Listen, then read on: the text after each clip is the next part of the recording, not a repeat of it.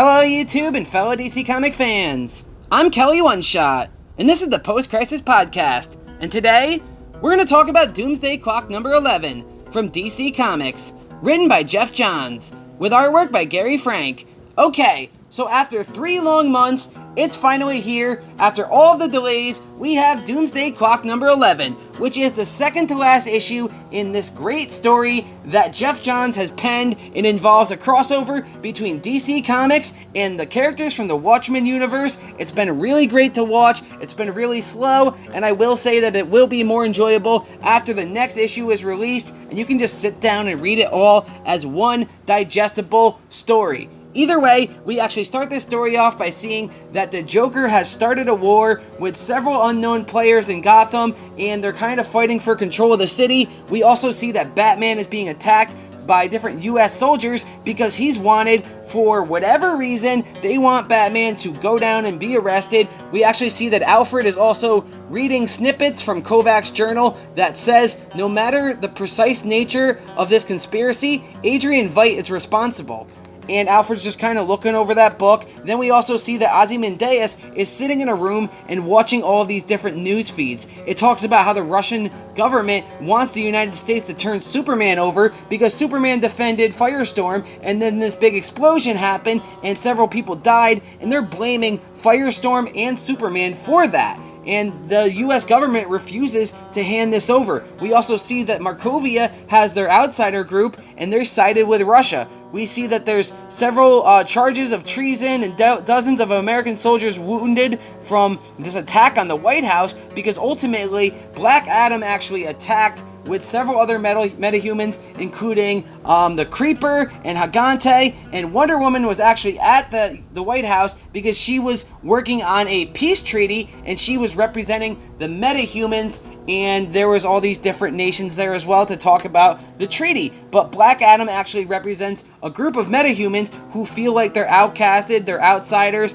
they're wanted, they're villains, and they can be safe in Kadak, which is the country that Black Adam represents, and then the rest of the world is not to interfere with those issues. So it's kind of a safe haven for all these metahumans who have been outcasted by the governments or wanted by the governments for various different reasons. So Wonder Woman does her best to actually fight back against Black Adam, and she does a really good job, but then it also shows that she's being attacked by his lightning powers, and we see that Black Adam says that they are the descendants of the enslaved. Your people, Diana, who raped and killed so many, they fight for the privileged. I fight for the oppressed. I need to know right now, whose side are you on? So basically Black Adam is saying, are you on the metahuman side or are you on the side of people? You need to let us know right now. And then on this, we also see that the president as well as General Lane are actually watching all of these different global events from a command center, and they have Themyscira surrounded, they have Kadine surrounded,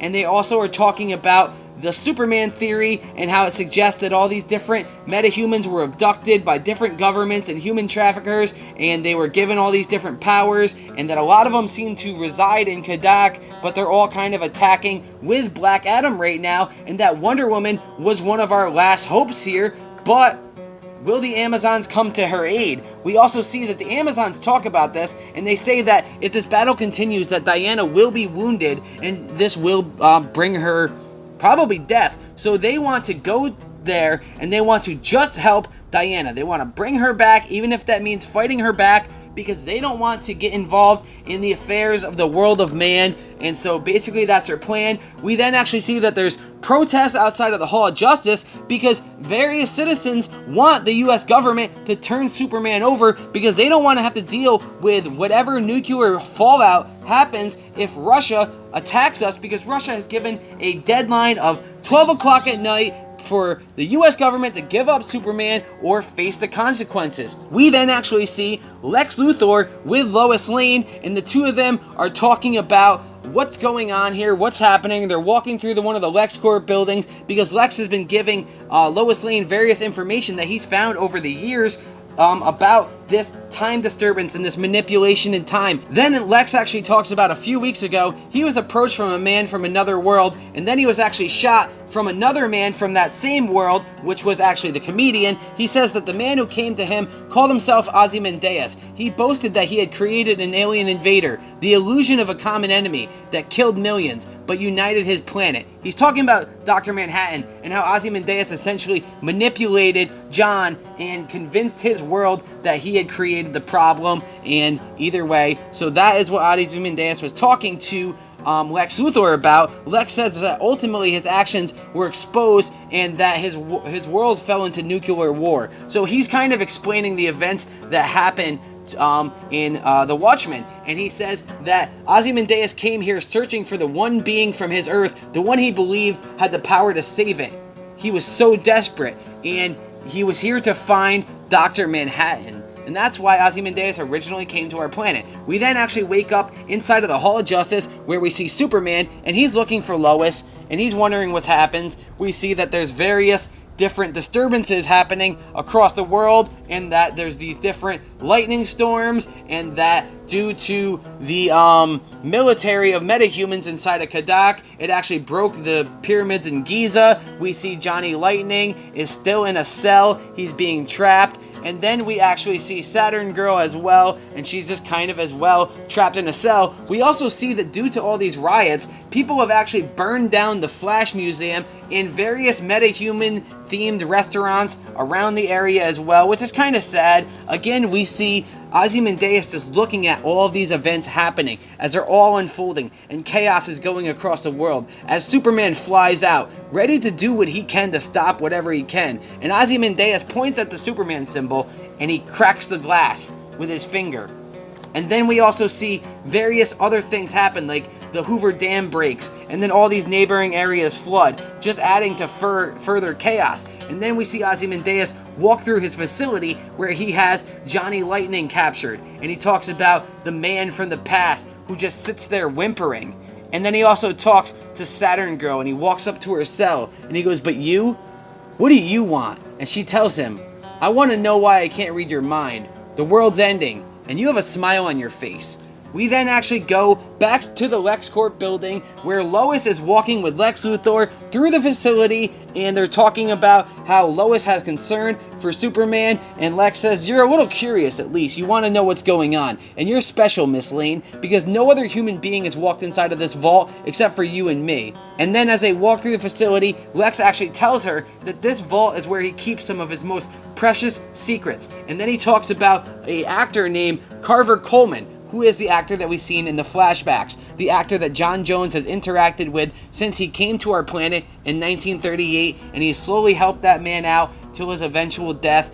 But Lex actually pulls out a picture that was a part of the estate that of Carver Coleman that Lex bought, or he acquired through some means, and it's a picture of Dr. Manhattan with his wife from his planet when he was just John. He wasn't Dr. Manhattan yet, he didn't have his powers, and that didn't happen. And Lex says that the inscription on the back of the photo just has a man's name, John, on it, and it's dated April 18th, 1938. And Lois wonders what's so special about this picture. And Lex actually says that he's been tracking strange anomalies since he was a boy. He was able to prove many things over the years: the existence of aliens, the threat of Narabu, which ultimately saved the world from destruction, but the story behind this picture has eluded him. 2 years ago, he began tracking some abnormal coronal energy spikes, which had been increasing with both power and frequency, leading him to believe that something was trying to come into our universe from beyond.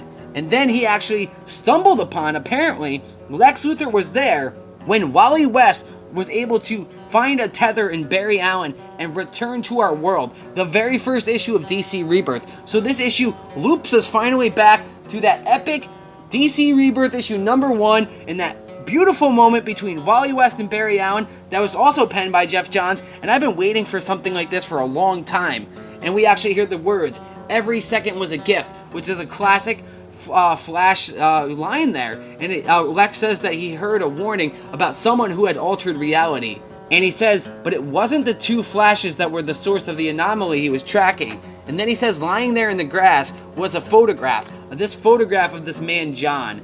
And Lois says this picture is connected to the rebirth of Kid Flash, and Lex explains that in a way that it does, that he found coronal debris in the area, including the film that he sent to her, along with other personal items connected to Wally West, evidence that our reality had been altered, but it was this photograph that was a true anomaly. And then as they walk into the vault, Lois sees that Lex has hundreds of these photos that he's been collecting over the years, since the first one dates back to 1938, and the second one they actually found, a week or so ago, and it always shows this picture of this man, John, and that someone seemingly laying behind a bread trail across all of the last century, whether they know about this trail or not. Then we actually see Dr. Manhattan, and he talks about how in 4 hours and 17 minutes from now, the streets will be rubble, and he will speak with Superman for the first time. Then we see Superman getting ready, putting on his cape, ready to fly away and help save the day. And then he's also has military soldiers coming at him with guns, and they told him that by order of the President of the United States, they're asking Superman to come quietly. Superman tells him, "I don't want any trouble. Lower your weapons, please."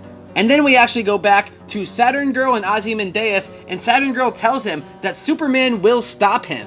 Ozymandias says that Superman doesn't even know that I exist. Then we actually go back to Superman, and he tells the soldiers that if the president has an issue with him, he'll go to the president and discuss that. And then we actually see Saturn Girl telling Ozymandias that she can read his mind, but all she can read is his head that is full of lies. Then Ozymandias says that you've come here from the future to warn Superman about something you don't understand, and I will tell you one truth.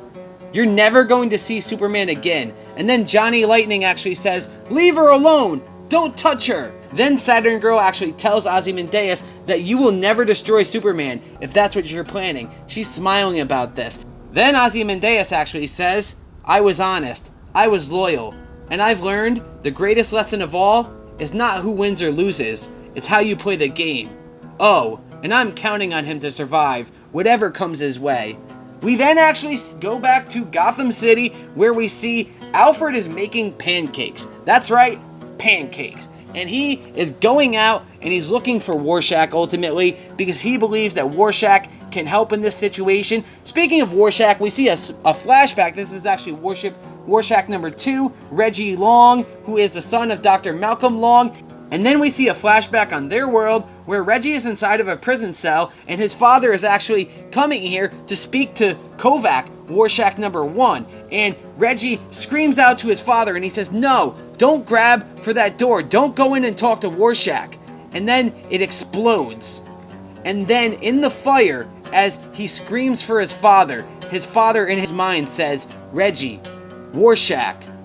No, not Rorschach. Kovac was a monster."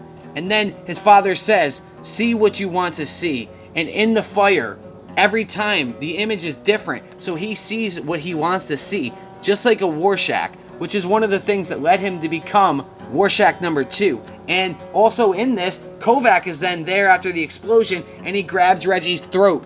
And Reggie says, "Let me go." And then he wakes up from this nightmare in our world, and he sees that it's Alfred Pennyworth, and that he's here looking for him, and that he said that Bruce asked me to find you, and he hopes it's not too late, because we want you to help us locate Ozymandias so we can prove Superman innocent, and we can stop him from doing to our world what he's done to yours. And I thought you might be hungry, so he brought his pancakes. And then Rorschach number 2 actually says that you put me in prison, you left me to rot, with maggots twisting in the food.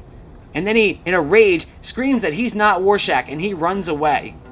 Isn't that sweet? Then we see a pancake on the ground. We actually then go to Mime and Marionette, and the two of them are just kind of doing their thing, battling the different gangs in Gotham City, because they're the two unknown forces who are battling the Joker across Gotham City for control. And it's then here that we actually see that Ozymandias tells us why he picked Mime and Marionette to come to this world with him. He says that his original plan was to convince John to return to their Earth so that it might save it from nuclear annihilation. But after his last conversation with him, before John disappeared, he learned that John would never listen to him. So that's why he got Mime and Marionette, because it was actually John who put Mime and Marionette in prison as opposed to killing her, because he saw that she was pregnant, and he actually read that child's future, and apparently Marionette's child ends up getting adopted by his ex-wife, which brings her happiness and joy, and he sees the fate that this child would become, and so that happens. So even though Marionette didn't deserve John's mercy, he certainly gave it to her. So he's hoping that if John sees her again, that it will help convince him to not kill her again, so that way he can further his plan here. And then Ozymandias also talks about manipulating his other puppets, like Reggie Long, how he was mistakenly believing Rorschach was a friend of his father's, because the person who got Rorschach's book, Brian Lewis, actually chose to rip certain pages out of the book, and apparently Ozymandias used that to manipulate the situation, and he let Reggie think that he was the bad guy and that he had cancer, and he actually got Reggie to help him get Mime and Marionette out of prison, so that way they can go to our world, where John created a time sphere of sorts out of Night Owl's ship, and that's how they all got here from their universe, because he was looking for John. But after he got here, he kind of learned that it wasn't going to happen. And then he learned the secrets of our world, a world of extreme impossibilities to reconcile. He saw all the different superheroes, the one that was full of hope, and at the end of the day, it still had a lot of despair too. But he learned about all these different superheroes, and he learned that this was a society that was overrun with superpowered costume heroes. And he learned that maybe John came here because he wanted to be with his own. He refused to help us, believing that a confrontation with Superman would lead to his or the universe's oblivion. So he came up with a new plan, one to save both worlds. The world's belief in Superman was holding it together like string and chewing gum. In order for things to change, they must hit rock bottom. So what if he could turn the world against Superman? In his search, he discovered the Superman theory to be, in fact, partially true, that after Superman's arrival, the US government had begun experimenting in creating their own metahumans for different wars, and that there was confrontational programs. And then he also mentioned that he himself kind of manipulated the situations of Ronnie Raymond, and he created all this media heat, and he leaked this information to Fozar, which created all of this Superman theory stuff, which started boosting the situations that led to Superman needing to defend Firestorm in Moscow. And then he actually says that it was his cat creature, Bumbadus, who he actually created on his world with John's energy. He used the cat to create the explosion that created the energy that killed the people in Moscow. That they tracked the same energy to Dr. Manhattan, because the energy used to create the cat was the same energy of Dr. Manhattan to begin with, so they couldn't trace it back to the cat, but they did trace it to Mars, where Dr. Manhattan was. And he was hoping that Superman's allies would fight this huge battle with John on Mars, killing all of Superman's allies. And so he thought that the stage was set. And then we actually go to the White House, where we see that the president is trying to be rushed out of the building because Black Adam is leading a soldier of metahumans across the lawn of the White House. And it's here that Superman actually stands in his way. And he says that he's still catching up to things, but he knows enough to know that this is going too far. And he's got all these different villains here, some of which who are connected to the Superman theory. And then we actually go, but Superman's still laying defiant, and he's saying that he's not going to lay down and let them take over the world like this and run it into further chaos. We then actually go back to the cell where Ozymandias has Saturn Girl, and she says that she's seen the future and it exists because of Superman. Then Ozymandias says, well, if Superman is so important to you, to your existence, let me ask you one thing, Saturn Girl. Does Superman remember you? And then Saturn Girl self-realizes here, no, he doesn't, because she realizes that she's no longer a part of this timeline, and because of that, it all catches up to her, I guess, and she starts fading away, and the only thing that remains is her Legionnaire ring from the Legion of Superheroes. And Ozymandias actually says that this world is our world. This one will become my tomb, but that tomb will be a monument. Oh, quit crying, old man, he says to Johnny Lightning as he walks by. You're a part of the past. You won't be erased. So he's showing right here that he is changing events from the future, that he is changing the events of the Legion of Superheroes, which is also weird because in last week's Superman number 14, the Legion of Superheroes, including Stargirl, came back to recruit Superboy Jonathan Kent as opposed to Superboy Clark Kent.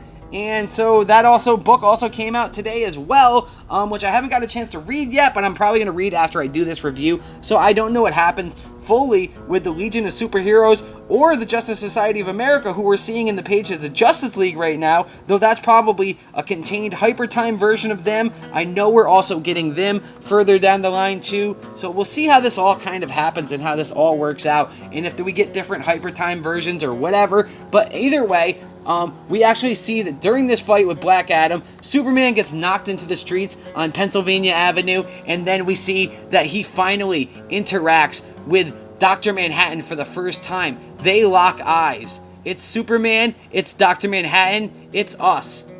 It's the world. It's time. It's time.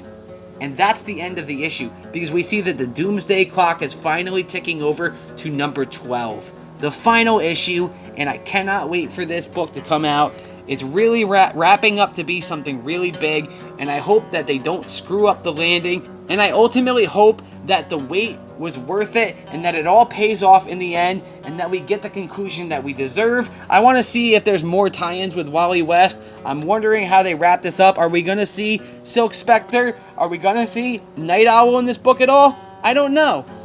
But Gary Frank has killed the artwork throughout this book, throughout this whole series, and I think that that is a true testament, and I think that if it takes the extra time for him to do this artwork, then that's what we need, is the extra time.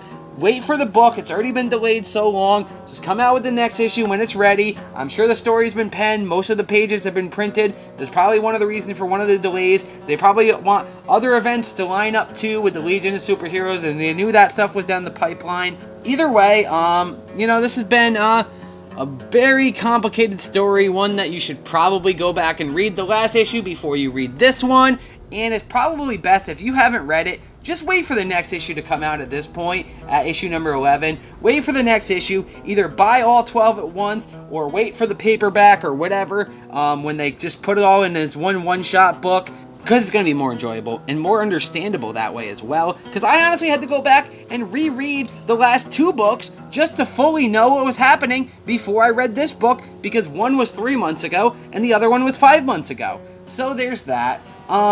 Either way, great story, love the artwork, can't wait to see where it goes and how it wraps up. I'm Kelly One Shot. You can check out this video on youtube.com/OneShotTheory, and as always, you can visit comicbooklegion.com, where you can check out this video, you can check out other content from other great uploaders and contributors to the website. I'm Kelly One Shot, your host. Take care, have a great day, and goodbye!